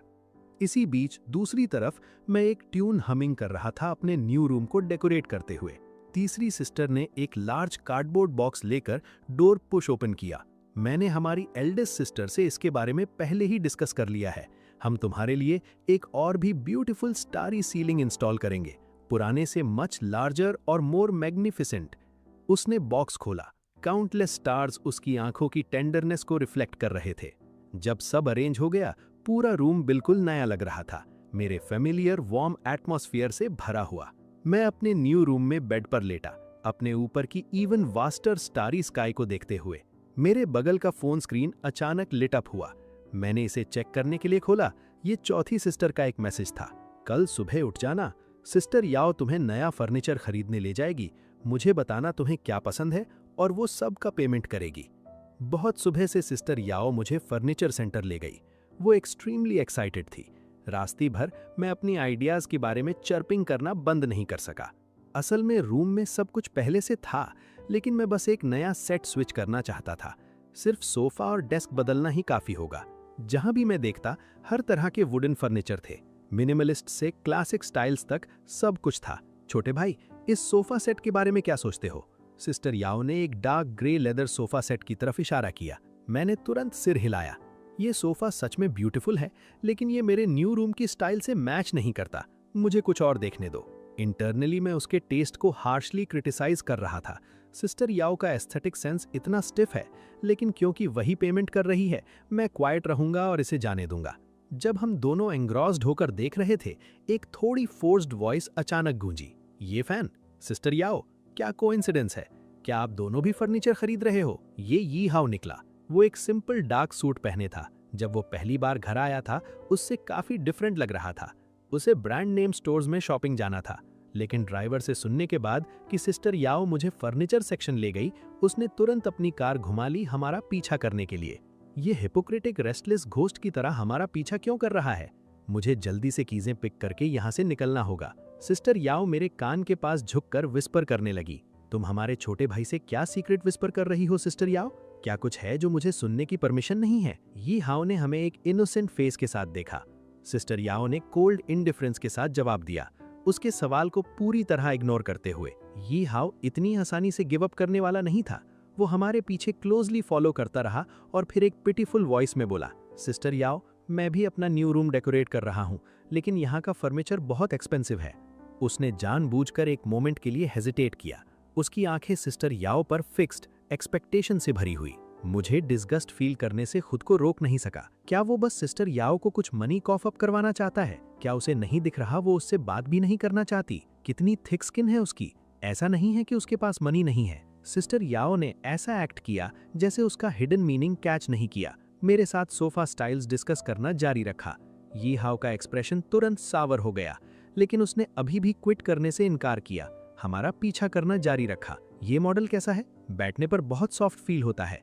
मैंने सोफा कुशन पर प्रेस किया, फिर खड़े होकर सिस्टर याओ के साथ कौन सा कलर चूज करना है इस पर डिस्कस करने लगा। यी हाओ ने एक स्माइल फोर्स की और फिर से पास आया। सिस्टर याओ, क्या तुम कुछ एडवाइस दे सकती हो? आखिरकार सिस्टर याओ ने उसकी तरफ एक नजर डाली। मुझे लगता है यी आन के रूम का फर्नीचर अभी भी बहुत अच्छा है, उसे बदलने की कोई जरूरत नहीं। यी हाओ सिस्टर याओ के शब्दों से एंगर में चोक्ड हो गया। लेकिन मैं ही अभी उस रूम में रह रहा हूँ, मुझे बस एक नया फर्नीचर सेट चाहिए। सिस्टर याओ ने उसे पूरी तरह इग्नोर कर दिया। वो चीजें ट्राई करती रहीं। आखिरकार मेरे लिए सबसे कंफर्टेबल वाला डिसाइड किया और कैजुअली एक मैचिंग डेस्क भी पिक कर लिया। सब कुछ बहुत केयरफुली सिलेक्ट किया गया था, कोजी भी और लग्जूरियस भी। पेमेंट के समय सिस्टर याओ ने बिना हेजिटेट किए अपना बैंक कार्ड निकाला, कार्ड स्वाइप किया। मैंने तुरंत सिस्टर याओ की आर्म पकड़ी और कॉयली कहा, थैंक यू सिस्टर याओ। उसने प्राउडली अपनी आईब्रो उठाई, एक्सट्रीमली प्राउड फेस के साथ। मुझसे इतनी फॉर्मल मत बनो। यी हाओ वहां बगल में खड़ा था, अपना सिर झुकाए। कौन जाने वो अब कौन सी स्कीम प्लॉट कर रहा था। मैं अभी ऑर्फनेज से लौटा हूं, मुझे इतनी सारी चीजें खरीदनी हैं और मेरा पैसा ऑलमोस्ट सब खत्म हो चुका है। सिस्टर याओ, क्या तुम मेरे लिए भी पे कर सकती हो साथ में? उन सीमिंगली पिटिफुल आंखों में एक बेयरली परसेप्टेबल स्पार्क ऑफ कैलकुलेशन थी। यी हाओ इंस्टिंक्टिवली एक स्टेप पीछे हुई। वो सच में शॉक्ड थी यी हाओ की इस ऑडेसिटी से। मम्मी पापा मुझे जो अलावेंस देते हैं वो तुम्हारी जितनी भी नहीं है। क्या तुम्हें 10 मिलियन युआन अभी नहीं मिले? तुम्हारा दिल कैसे करता है मुझसे अपना पेमेंट करवाने का? यी हाओ की आंखों में रिजेंटमेंट की एक फ्लैश चमकी। क्यों? मैं तुम्हारा बायोलॉजिकल भाई हूँ और फिर भी तुम ये फैन की तरफ इतनी बायस्ड हो। ये सुनकर मेरा दिल जैसे फेस्टिवल सेलिब्रेट कर रहा था। खुश हो गया। यही रीबॉर्न होने का ट्रू मीनिंग है। मेरी फैमिली मुझे हमेशा सबसे ज्यादा प्यार करेगी। ये एब्सोल्युटली वंडरफुल है। आखिर में यी हाउ ने कुछ नहीं खरीदा। वो गुस्से में मुड़ा और पहले घर चला गया। माँ फ्लावर अरेंजमेंट में एनग्रॉस्ड थी जब उसने एक आवाज सुनी। उसने डोर की तरफ देखा और यी हाउ को रेड रिम डाइज के साथ अंदर आते देखा। ऐसा लग रहा था जैसे पूरा स्काई उस पर गिर गया हो। माँ जल्दी से दौड़कर आई और उसका हाथ थाम लिया। क्या हुआ, क्या हुआ, क्या बात है? ठीक हो ना? सब ठीक है ना? कहीं किसी ने तुम्हें तंग तो नहीं किया? माँ बेचैन होकर उसे ऊपर से नीचे तक देखने लगी। पास बैठे पिताजी ने भी अखबार रख दिया। चिंतित नजरों से देखने लगे। ये हाँ उन्हें नाक सुड़की, आवाज भर्राने लगी जैसे अभी रो पड़ेगा। माँ मैं ठीक हूँ, बस ये फैन और दीदी याओ के साथ फर्नीचर देखने गया था। शायद थोड़ा थक गया हूँ। आवाज धीमी होती गई। साफ लग रहा था जैसे कुछ छुपा रहा हो। माँ ने देखा कि यीहाओ की नजरें बच रही हैं। समझ गई, ये बच्चा सच नहीं बोल रहा। तो पहले अकेला क्यों आया? ये फैन और दीदी याओ कहाँ हैं? यीहाओ की आंखें पल भर में भर आईं। अगले ही पल बड़े बड़े आंसू गिरने लगे। बस सिर झुका लिया, एक शब्द नहीं बोला। उसे इस तरह चुपचाप रोते देख माँ ने तुरंत अंदाजा लगा लिया। क्या उस शैतान याओ ने तुम्हें तंग किया? माँ ने जल्दी से टिश्यू निकालकर उसके आंसू पोंछे। वो चुप ही रहा। माँ को और यकीन हो गया कि उसका अंदाजा सही है। अगर उसने तुम्हें तंग किया तो बताओ मुझे, मैं उसे छोड़ूंगी नहीं। अभी माँ की बात खत्म भी नहीं हुई थी कि बाहर से यी याओ की आवाज गूंजी। माँ, दूर से सुनाई दे रहा है तुम्हारा। मुझ पर बेकार में इल्जाम मत लगाओ। मैं भला उसे क्यों तंग करूंगी? याओ और मुझे दरवाजे से आते देख यी हाओ ने धीरे धीरे बोलना शुरू किया। माँ, दीदी याओ ने मुझे तंग नहीं किया, बस दिल थोड़ा उदास है। मैं चाहता था दीदी याओ फर्नीचर में मेरी मदद करें, लेकिन शायद वो ये फैन की मदद में बहुत बिजी थी तो मुझ पर ध्यान नहीं दे पाई। इसीलिए मैं अकेला घर आ गया। ये सुनते ही मुझे गुस्सा आ गया। मैंने तुरंत सफाई दी। ऐसा बिल्कुल नहीं हुआ। दीदी याओ ने तुमसे बात की थी, लेकिन तुम जिद कर रहे थे कि वो तुम्हारा सामान खरीदें। अभी अभी 1 करोड़ युआन पॉकेट मनी मिला है, दीदी याओ से भी ज्यादा। इसीलिए उन्होंने कहा खुद खरीदो। यी हाओ ने कोई सफाई नहीं दी, बस चुपचाप मुट्ठियां भींच लीं। चेहरे पर ऐसा भाव जैसे बहुत बड़ा दुख हो जो बयान ना हो सके। थोड़ी देर बाद उसके नाजुक चेहरे पर आंसू ढलकने लगे। लेकिन मैंने उन्हें बताया था, मेरे पैसे लगभग खत्म हो गए हैं। कल नए कपड़े और एक्सेसरीज खरीदे। पहले कभी इतने अच्छे कपड़े नहीं पहने थे। ये कहते हुए उसने होंठ दबा लिए। सच में बड़ा बेचारा लग रहा था। अनाथालय में सब कुछ से महरूम था। 4-5 साल एक ही पैंट पहनी है, तो अब बस उन सब चीजों की कमी पूरी करना चाहता था। थोड़ा ज्यादा खर्च हो गया। माँ ने दिल दुखाते हुए यी हाओ का सिर सहलाया। आवाज में प्यार भरा था। अरे पागल बच्चे, पैसे खत्म हो जाए तो मुझसे मांगो, क्या मैं कभी मना करूंगी? जो मन में आए खरीदो। माँ को लगा यी हाओ अभी नया है इसलिए शर्मा रहा है, और पहले की तकलीफें याद आईं। इतने साल एक ही कपड़े पहनना। माँ का दिल और भारी हो गया। पास बैठे पिताजी ने तुरंत फोन उठाया और उंगलियां तेजी से चलाने लगे। अपने आप को नुकसान मत उठाने देना। यी हाओ ने मन में उठती खुशी को दबाने की कोशिश की। एक पल मेरी तरफ देखा, फिर धीरे से बोला, शुक्रिया माँ, पिताजी। वैसे मुझे जरूरी नहीं था कि दीदी याओ खरीदें, बस दिल में थोड़ी चोट लगी। हम दोनों आपके बेटे हैं, लेकिन दीदी याओ सिर्फ ये फैन के लिए खरीदने को तैयार थीं। मैं तो बहुत कम चीजें चाहता था, फिर भी एक भी नहीं मिली। क्या मैंने कुछ गलत किया? क्या दीदी याओ को सच में मुझसे नफरत है? माँ पिताजी ने ये सुनते ही एक साथ यी याओ की तरफ देखा। जवाब का इंतजार करने लगे। याओ के पास कहने को कुछ नहीं था। वो तो बस उससे बात करने की झंझट नहीं चाहती थी। किसे पता था ये सब उस पर आ पड़ेगा। उसे सच में पछतावा हो रहा था। पहले ही खरीद देती तो ये नौबत ना आती। माँ पिताजी, मैं उससे प्यार नहीं करती ऐसा भी नहीं, और नफरत है ऐसा भी नहीं। आखिर ये मेरा सगा भाई है, नफरत कैसे होगी? और कल ये फैन के साथ पहले से प्लान था। उसके लिए फर्नीचर खरीदने जाना तय था। यी हाओ का अचानक आना किसे पता था? मेरे पास भी पैसे कम हैं, इसलिए उसकी फरमाइश पूरी करना मुमकिन नहीं था। माँ ने यी हाओ का हाथ थपथपाया और सोफा पर बैठा दिया। फिर माँ ने थोड़ा नाराजगी भरे लहजे में कहा, याओ, ये क्या हो रहा है? दोनों तुम्हारे भाई हैं, इतना फर्क क्यों?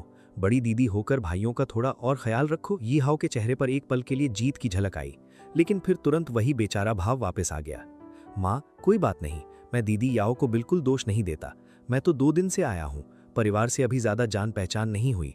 जाहिर है दीदी याओ ये फैन के ज्यादा करीब है, आखिर इतने सालों से साथ हैं।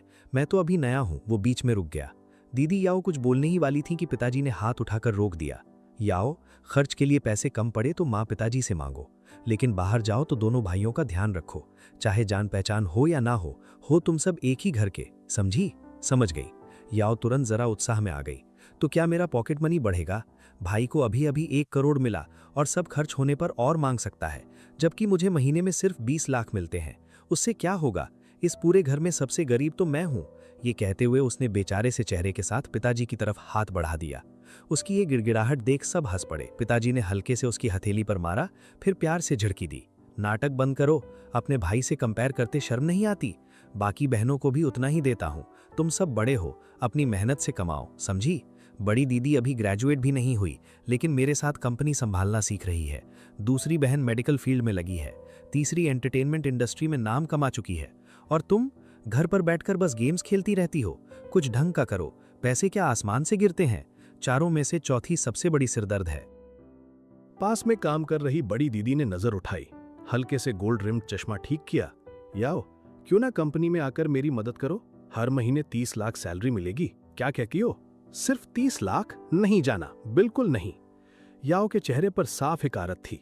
हर महीने मैं 30 लाख से ज्यादा बिना थके कमा लेती हूँ। कंपनी में जाकर काम करना, ये तो बेवकूफ ही करेंगे।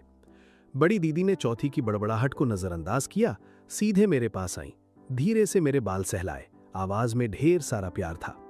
ये फैन आज बाहर अच्छा लगा? पॉकेट मनी काफी है ना? वो मेरे कान के पास झुककर फुसफुसाई। याओ को आगे जो भी मिलेगा तुम्हें हमेशा उससे ज्यादा मिलेगा। अभी 1.5 करोड़ ट्रांसफर किए हैं, कम पड़े तो बड़ी दीदी के पास आना, ठीक है? मेरे जैसे भाई के लिए वो हमेशा से बेहद केयरिंग रही हैं, खासकर याओ के आने के बाद। चाहती हैं कि मुझे पूरा सुकून मिले, ज्यादा सोचूं नहीं। मैंने पलकें झपकाई और धीरे से बोला, वाह शुक्रिया बड़ी दीदी, ये तो 50 लाख ज्यादा है जितना भाई को मिला।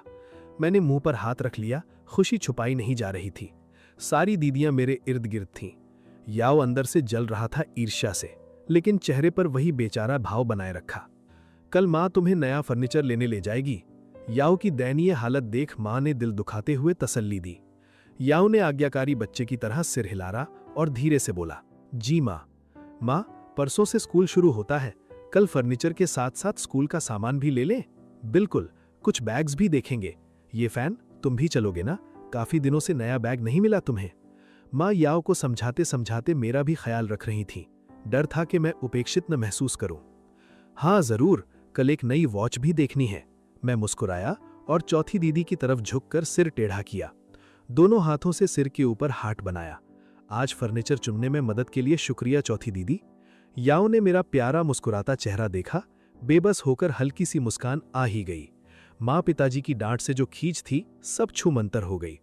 उधर रात के खाने के बाद याओ अपने कमरे में आया तो अचानक सिस्टम की ठंडी आवाज दिमाग में गूंजी, होस्ट, भूल गए कि तुम अपने इनर थॉट्स ब्रॉडकास्ट कर सकते हो।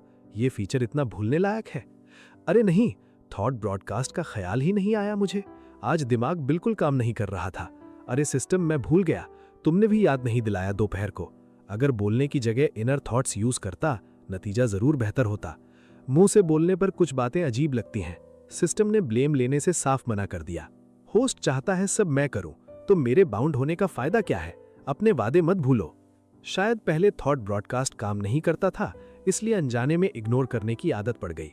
ये नहीं चलेगा, कल पूरा इस्तेमाल करना है। वो कल खरीदी जाने वाली चीजों के बारे में सोचते सोचते खोने लगा। अमीर घराने के यंग मास्टर की जिंदगी सच में बेहद शानदार है। अगर सिस्टम ना होता, शायद बहुत पहले जिंदगी छोड़ देता। माँ का प्यार और खर्च करने के लिए ढेर सारा पैसा, कितना अच्छा है ये तब। वैसे मरना तो वो चाहता भी नहीं था। सुप्रभात भाई। याओ जैसे ही नीचे उतरा, मेरी चहकती आवाज ने उसका स्वागत किया। सनलाइट नक्काशीदार खिड़कियों से डाइनिंग रूम में फैली हुई थी। माँ एक एलिगेंट सिल्वर स्पून से कॉफी हिला रही थी। याओ, आओ खाओ बेटा, जो पसंद हो देखो, कुछ पसंद ना आए तो बाहर भी चल सकते हैं। उनकी आवाज हमेशा की तरह कोमल थी।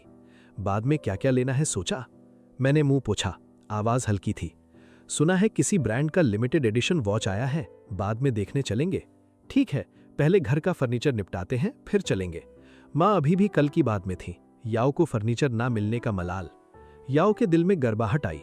उसे उम्मीद नहीं थी कि उसकी उस छोटी सी एक्टिंग से माँ इतना ज्यादा फिक्र करेंगी। जरूर मुझ पर बहुत तरस खा रही होंगी।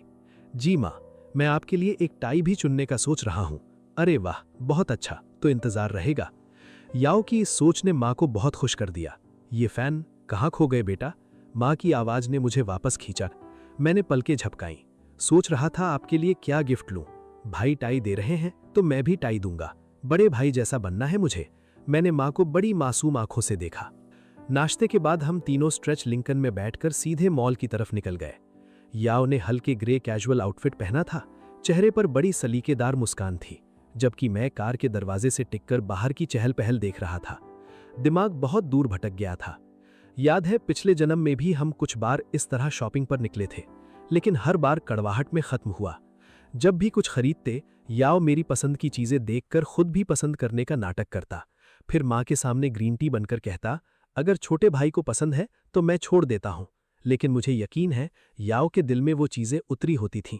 फिर भी माँ पिताजी के सामने जानबूझकर नापसंद का दिखावा करता। नाटक करने में माहिर था। इस तरह धीरे धीरे उसने एक केयरिंग और त्यागी बड़े भाई की इमेज बना ली, ताकि बाद में उसकी चालें किसी को शक न दिलाएं। फिर धीरे धीरे सब मुझसे निराश होने लगे। याओ ने वो मौका लिया और मुझे यही फैमिली से बाहर का रास्ता दिखाने की हर कोशिश की, और आखिरकार वो अपने मकसद में कामयाब हो गया। पहले कल वाले फर्नीचर सेक्शन गए, याओ के लिए नया फर्नीचर खरीदा, फिर सीधे शहर के हाई एंड शॉपिंग डिस्ट्रिक्ट की तरफ निकले। जुलाई का सूरज मॉल के शानदार शीशे के दरवाजों से छन कर आ रहा था, रोशनी के जादुई घेरे बिखेरते हुए। इस शहर के सबसे एलीट लग्जरी ब्रांड सेंटर में यही फैमिली के तीनों एक साथ शॉपिंग का ये दुर्लभ मौका जी रहे थे। जिधर देखो डिजाइनर ब्रांड्स, इतने बड़े बड़े नाम देख याओ की आंखें चकरा गईं। ऐसा नज़ारा देख वो अभी भी थोड़ा सहमा हुआ था। ये फैन यी हाओ पहले कहाँ देखना है? माँ ने सिंपल बेज लॉन्ग ड्रेस पहनी थी। चेहरे पर वक्त ने बस थोड़ी सी कोमलता छोड़ी थी। एक हाथ से यी हाओ को थामे, दूसरे से मुझे। खुशी उनके चेहरे से झलक रही थी। यी हाओ चुप रहा, नजर मेरी तरफ घुमा दी, जैसे चाहता था मैं ही फैसला करूं। मैंने लाइट ब्लू कैजुअल आउटफिट पहना था। बड़ी बड़ी साफ और मासूम आंखों से माँ को देखा। माँ, बड़े भाई अभी अभी घर आए हैं, जरूर बहुत कुछ लेना होगा उन्हें। बड़े भाई ही तय करे ना। मैं यी हाओ की तरफ मुड़ा। बड़े भाई, आप बताओ पहले क्या देखना है, मैं आपके साथ हूं। अंदर ही अंदर मैं उसका मजाक उड़ा रहा था। फिर वही विनम्रता और यांगबो का नाटक शुरू। माँ को दिखाना है कितना समझदार है, छोटे भाई का कितना ख्याल रखता है। ठीक है, मैं भी समझदार बन सकता हूँ। देखता हूँ आज तुम्हें कैसे शर्मिंदा करता हूँ। यी हाओ ने माँ की बाह थामी, थोड़ा दबाया, आवाज भी गंभीर हो गई। मैं पहले कभी ऐसी जगह नहीं आया, कहाँ से शुरू करूं पता नहीं। शायद एक एक स्टोर देखते चले। माँ ने मुस्कुराकर तसल्ली दी। कोई बात नहीं बेटा, कुछ बार आओगे तो आदत हो जाएगी। अब से तुम दोनों को यहाँ अक्सर लाया करूंगी। तुम दोनों को इस तरह मिलकर खुश देखना माँ के लिए इससे बड़ी खुशी क्या होगी। माँ ने दोनों बेटों का हाथ कसकर थामा और पहले स्टोर में कदम रखा। दरवाजे पर ग्रीटर को 90 डिग्री झुककर स्वागत करते देख यी हाओ की उंगलियां थोड़ी कांप गईं। सोच रहा था कि खुद यही काम किया करता था, और अब पलट गई दुनिया। वो खुद वीआईपी गेस्ट बन गया, जिसके बारे में कभी सपने में भी नहीं सोचा था। ये दुनिया सच में बहुत जल्दी बदल जाती है। उसने मुझे तिरछी नजर से देखा, फिर सीना ताना, सिर ऊंचा किया और घूमने लगा। माँ यी हाओ के पीछे पीछे चलकर सुझाव देने लगी। ये डार्क ग्रे वूल कोट तुम पर बहुत अच्छा लगेगा। माँ के चेहरे की कोमल मुस्कान देखकर उसने सिर हिलाया। ये कोट सच में अच्छा है माँ, मैं अंदर जाके ट्राई करता हूँ। वो खुशी खुशी फिटिंग रूम में चला गया। माँ का ध्यान पाकर उसे बड़ी गर्माहट मिली। ये फैन तुम्हें कुछ पसंद आया? माँ तुम्हारे लिए भी चुने। माँ ने पास के सोफा पर बैठे मुझे प्यार से दिखा। जरूरत नहीं माँ, मेरे पास पहले से काफी कपड़े हैं। आज बस बड़े भाई के साथ आया हूँ, बाद में कुछ वॉचेस ले लूंगा। मैं सोफा पर बड़े सलीके से बैठा था, बहुत समझदार लग रहा था। लड़के हैं तो नए कपड़ों से किसे एतराज होगा। यहाँ तक आए हो तो कम से कम 2 आउटफिट्स तो लो। माँ आज खिलाएंगी। माँ मुझे मनाती रही। मैंने होंठ बनाए और नखरे से बोला, सच में नहीं चाहिए माँ, अपने बच्चे से इतना दूरी की। फिटिंग रूम का दरवाजा खुला, यी हाओ नया कोट पहनकर बाहर आया। हल्का सा घूमा। माँ, ये कोट कैसा लगा? बहुत सुंदर है बेटा, अब सिर्फ हल्के रंग मत पहनो, कभी कभी चटक रंग भी ट्राई करो, पर्सनालिटी और निखरती है। माँ ने बार बार सिर हिलाया, साफ खुशी दिख रही थी। सही कहा बड़े भाई, ये कोट जैसे आप ही के लिए बना हो। माँ की नज़र बेहद पारखी है। इस कोट से आप बहुत स्टेडी और एनर्जेटिक लग रहे हो, पूरी पर्सनालिटी खिल उठी है। उसने सोफा पर बैठे मुझे देखा, थोड़ा हैरान हुआ। ये छोटा भाई कपड़े क्यों नहीं देख रहा? यहाँ कुछ पसंद नहीं आया? अभी कपड़े काफी हैं, फिलहाल नहीं लेने। ये सुनते ही उसका अच्छा मूड एक पल में धड़ाम हो गया। कुछ कपड़े ज्यादा हैं तो क्या हो गया, इतराने की क्या बात है? अगर मैं ना होता तो ये जिंदगी मिलती तुम्हें? मेरी जिंदगी चुराने वाले। सिस्टम, जल्दी मेरे इनर थॉट्स ब्रॉडकास्ट करो। मेरे छोटे भाई के पास सच में बहुत कपड़े हैं। मेरे वापस आने से पहले मैं सस्ते कपड़े पहनता था। काम पर कोट पहनना भी मुश्किल था। एक पुराना कोट था जो धुल धुल कर रंग उड़ गया था। कुछ कपड़े ज्यादा हो तो इतराने की क्या बात? अगर मैं ना होता तो ये जिंदगी मिलती क्या तुम्हें? मेरी जिंदगी चुराने वाले। माँ यी हाओ का कॉलर ठीक कर रही थी। हाथ अचानक रुक गया। यकीन नहीं हो रहा था कि यी हाओ के दिल में अभी तक इतनी गहरी कड़वाहट है, दोनों की पहचान को लेकर। क्या बाहर इतना दुख झेला कि मन इतना अस्थिर हो गया? लेकिन ये फैन का इसमें कोई कसूर नहीं। वो नहीं चाहती थी कि यी हाओ मुझसे रंजिश रखे, मुझे दुख पहुंचे, ये भी नहीं चाहती थी। आखिर ये फैन सच्चे दिल से इस भाई की परवाह करता है। ये फैन आज खास तुम्हारे साथ आया है। कुछ और आउटफिट्स लो, पूरी अलमारी भर देते हैं। लाखों युवान के प्राइस टैग्स देख यी हाओ को इस कोट के बारे में कई तरह के जज्बात उठे। माँ का प्यार दिल को गर्म कर गया। पहले सिर्फ ये एक कोट खरीदने के लिए उम्र भर मेहनत करनी पड़ती, और अब पूरी अलमारी भर सकता है। ये तो हद से ज्यादा शानदार है। ये जिंदगी उसे बेहद पसंद थी। लेकिन ये फैन कुछ खरीद क्यों नहीं रहा? खरीदेगा नहीं तो उसे चढ़ाऊंगा कैसे? थोड़ी सी निराशा हुई। ये फैन ने ये डार्क ब्लू कैजुअल सूट तुम्हारे लिए चुना है, जल्दी जाकर ट्राई करो। माँ की आवाज में मेरे लिए तारीफ भरी थी। माँ, ये सूट शायद मुझ पर ठीक नहीं लगेगा। यी हाओ ने मेरे हाथ में कैजुअल सूट देखा और चालाकी से मना किया। लेकिन ये सच में बहुत स्टाइलिश है। इस स्टोर में यही सबसे अच्छा है। मैंने नजरें झुकाईं, आंखें लाल हो गईं। सच में दिल दुखाने वाला नजारा था।